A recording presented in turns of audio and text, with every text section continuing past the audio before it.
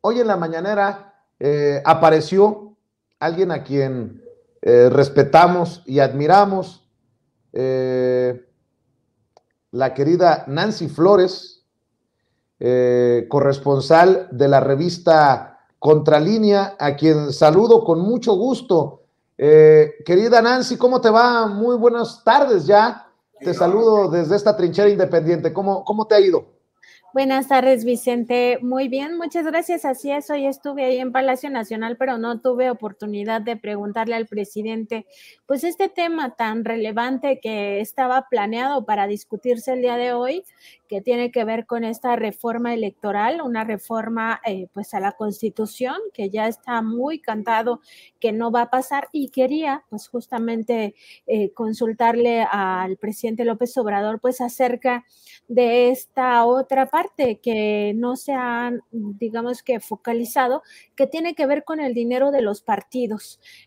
Justamente hoy, este día, estamos publicando en Contralínea, Vicente, pues que los partidos políticos, más que defender al INE, porque considerarían que está en riesgo la democracia, pues en realidad están tratando de pues asumir una bandera que les pudiera dar cierta legitimidad a la hora de rechazar esta reforma a la Constitución en materia electoral. Y esto porque es así, porque les permite no explicar todas las razones por las cuales están negándose a aprobar esta reforma. Y una de esas razones, en el fondo, yo creo, una de las importantes razones por las cuales tanto el PAN como el PRI, como el PRD y también Movimiento Ciudadano están rechazando la propuesta del presidente López Obrador, tiene que ver con el recurso. Es multimillonaria la bolsa que están defendiendo en el fondo estos partidos políticos de oposición.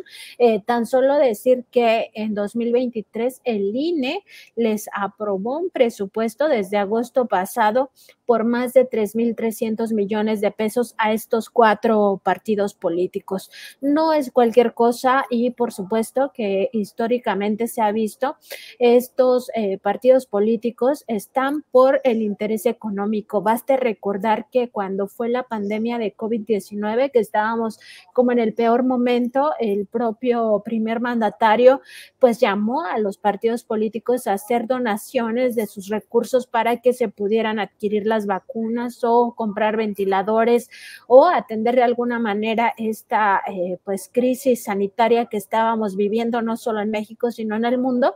Y solo Movimiento Regeneración Nacional y los partidos aliados como el PT aceptaron hacer estas donaciones de recursos, y los otros por supuesto que no quisieron, y no quisieron porque esa bolsa les interesa mucho, es dinero que no quieren soltar, y aquí estamos hablando de más de 3,300 millones solo en 2023, y para 2024 pues esto podría significar más de 4,000 millones de pesos, Vicente. Y con lo que estás dando a conocer a través de la revista Contralínea, es como se cae a pedazos también la narrativa de Lorenzo Córdoba, que es un sinvergüenza, un cinicazo. Seguramente lo viste hace unos días, querida Nancy, que Lorenzo Córdoba, precisamente rodeado de los medios afines, de los que no investigan, de los que no exhiben, de los que no publican, todo el dinero que tiran precisamente Lorenzo Córdoba y sus secuaces, habla de que hay infodemia, de que hay medios interesados en golpearlo, criticó incluso una portada del periódico La Jornada, una primera plana, y se ha lanzado contra medios que lo critican. Me imagino que ahí estarás tú en esa lista negra, ahí estaremos nosotros en Sin Censura, pero pues que nos sigan poniendo hasta con marcador así fosforescente en la lista. Es que es un sinvergüenza, ¿no? Es un sinvergüenza, sobre todo porque, fíjate, Vicente, a partir de toda esta discusión de la reforma electoral, vuelve a salir a la luz los excesos de este servidor público, porque no se le debe de olvidar que es un servidor público, es decir, se debe al pueblo de México. El pueblo de México es el que le paga con dinero de todos su sueldo y todas sus prestaciones, que son bastantes, pero ya no conforme con ganar más que el presidente, con tener asignado un recurso para que diariamente compre su alimentación. Estamos hablando de más de 500 pesos que le dan diario a Lorenzo Córdoba y a todos los consejeros del Instituto Nacional Electoral, también de los seguros de gastos médicos mayores, seguro de vida, seguro de cesantía, de retiro, todo eso que pagan con recursos públicos. O sea, no conforme con todo este gasto, ya habíamos hablado en otros momentos, incluso las rentas en las que se gastan más de 1,200 millones de pesos anuales, porque son incapaces de conseguir créditos para comprar los lugares donde están instalados estos módulos del INE. No conforme con eso, acabamos también de publicar la semana pasada, Vicente, pues que cada vez que el consejero presidente Lorenzo Córdoba sale de viaje por comisión, es decir, que va en representación del instituto a estas giras de trabajo, no solo se le paga el avión y los hoteles de 5 estrellas, por supuesto, porque no se va a ir a meter a un hotel de menor calidad. Además de todos estos gastos que ya le significan al presupuesto público, le pagamos todo un séquito, Vicente. Van con él desde fotógrafos, camarógrafos para cuidarle la imagen, los propios funcionarios de comunicación social para hacer sus boletines a modo, hasta guardaespaldas. O sea, va un equipo de seguridad pagado con recursos públicos desde la Ciudad de México, va ese equipo de seguridad para pues cuidarle las espaldas a este personaje, ¿no? Que tanto miedo le tiene al pueblo. Y incluso va personal de ayudantía para lo que se le ofrezca, como digamos auxiliares, office boy, y también van hasta choferes. O sea, los choferes también van de la Ciudad de México para trasladarlo y trasladar a su comitiva. Entonces, todo eso lo pagamos nosotros con el erario. Entonces, son cínicos, o sea, no están viendo por la democracia del país, y eso también ya está súper corroborado, no solo por los fraudes electorales de 2006, 2012, sino también por lo que ocurrió en 2018. En 2018, el presidente López Obrador ganó esas elecciones porque fue un voto masivo, porque no había de otra, ya no se podía defraudar más al pueblo de México.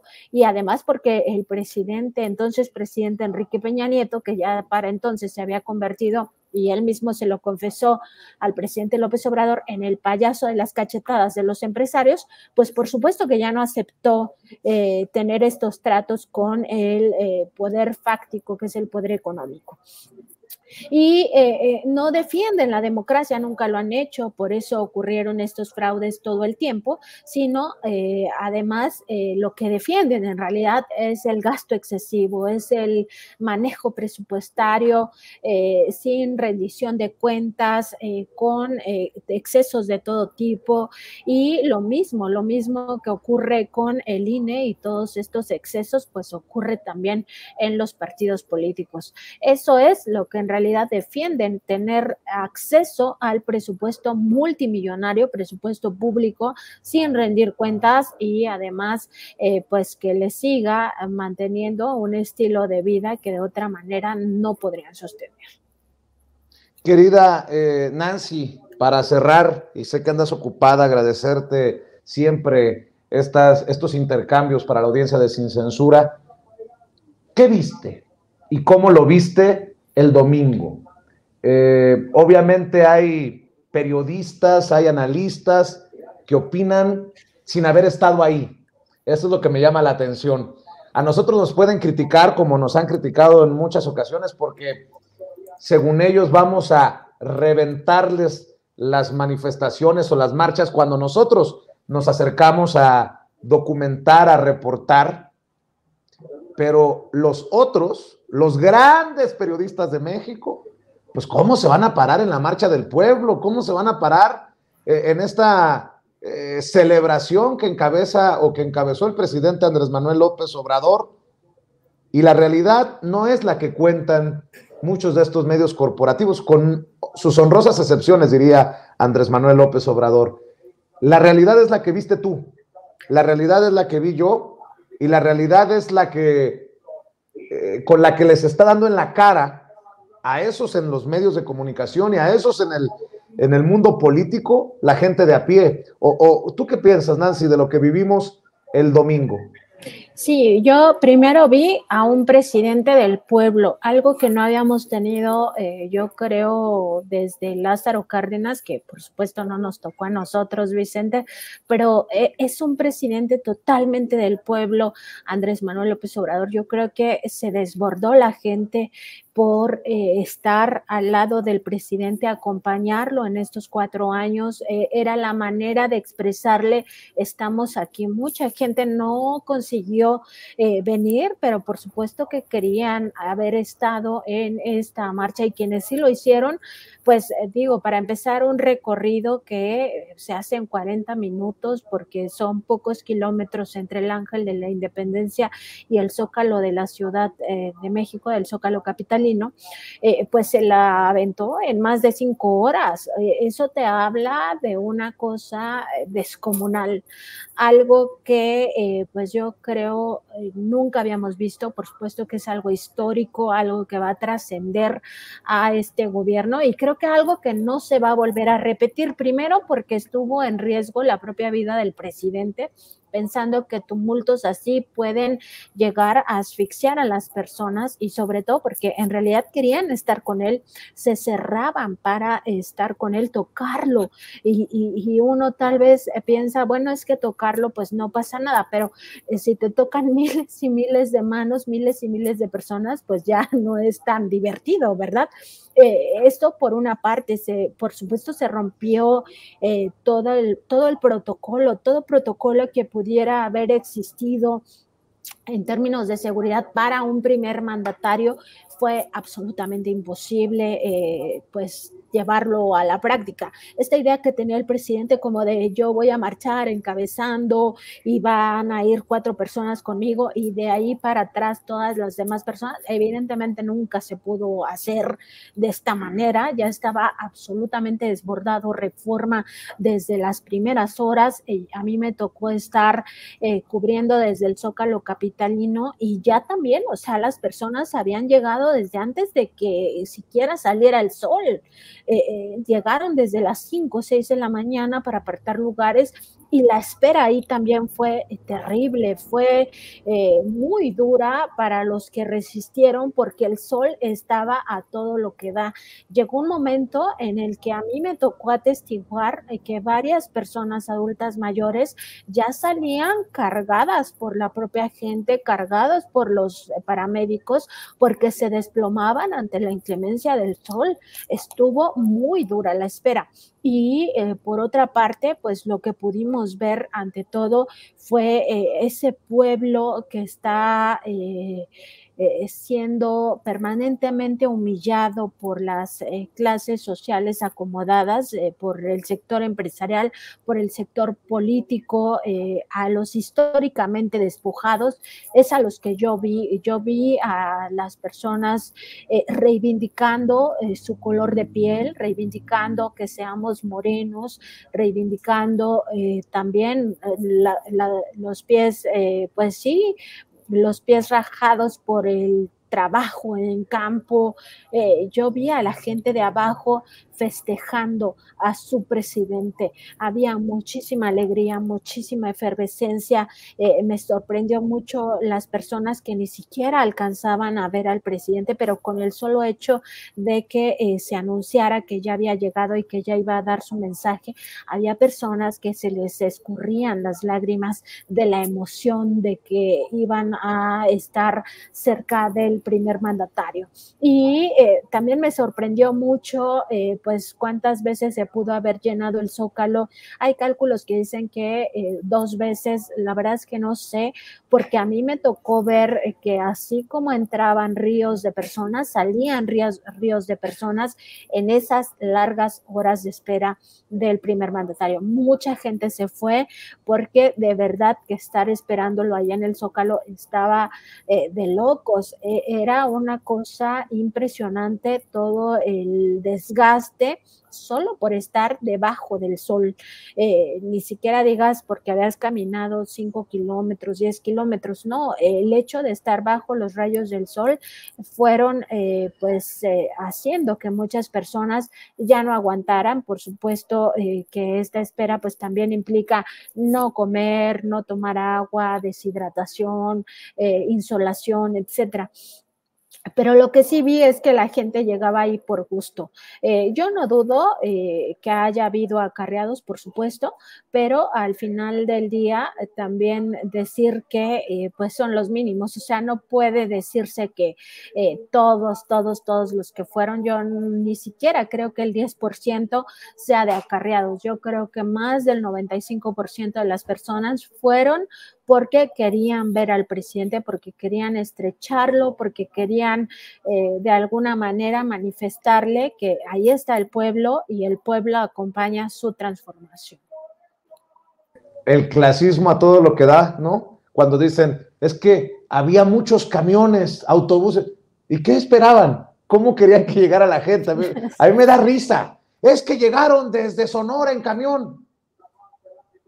Pues qué bueno que llegaron en camión y no en helicóptero, ¿no? O sea, oye, es que llegaron, todos venían juntos, pues por lo menos llegaron sin escoltas, como alguna que otra persona que vi en las marchas anteriores de estos personajes en contra de la 4T. Pero bueno, ahí el clasismo también, dijo el presidente, para cerrar ya, Nancy, que lo que le emociona es que se va ganando la lucha contra el racismo, contra el clasismo, contra la discriminación. ¿Y sabes qué? Me da mucho gusto haber visto a un pueblo que no se sentía ni culpable ni menos por asumirse como patarrajada, que se asumía como indio, como le dicen al presidente de Macuspana, que se asumía como lo que somos, el pueblo de a pie. Y bueno, eso ya es ir ganando poco a poco la batalla, mi querida Nancy. Así es, sin duda, yo creo que hubo una reivindicación del color de piel, hubo una reivindicación de nuestras raíces, de nuestros orígenes humildes. Por supuesto que la pobreza no es una condición que nos deba de dar vergüenza.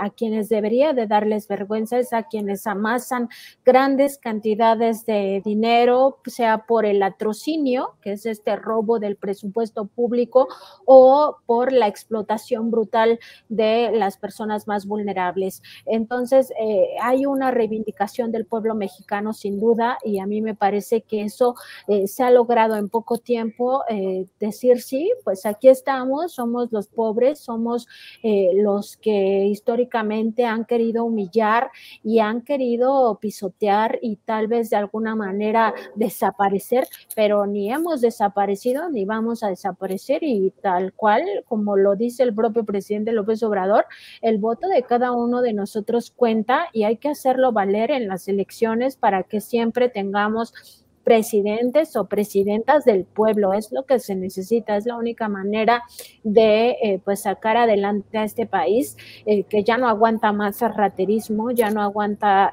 más digamos saqueo. Todo lo que tuvimos en el pasado pues ya no hay manera de que lo sigamos sosteniendo, Vicente. Sin duda me parece que fue una fiesta del pueblo, para el pueblo y en compañía por supuesto del presidente, y también al mismo tiempo una lección para los conservadores, para estos grupos de oposición que creían que su marcha del INE ya era la más grande e importante marcha que había habido en nuestra historia. Pues primero les faltaba calle, Y segundo, ya queda muy claro, muy claro, que el terreno de la calle no es de ellos, el terreno de la calle es de los de abajo y se va a seguir peleando porque así sea.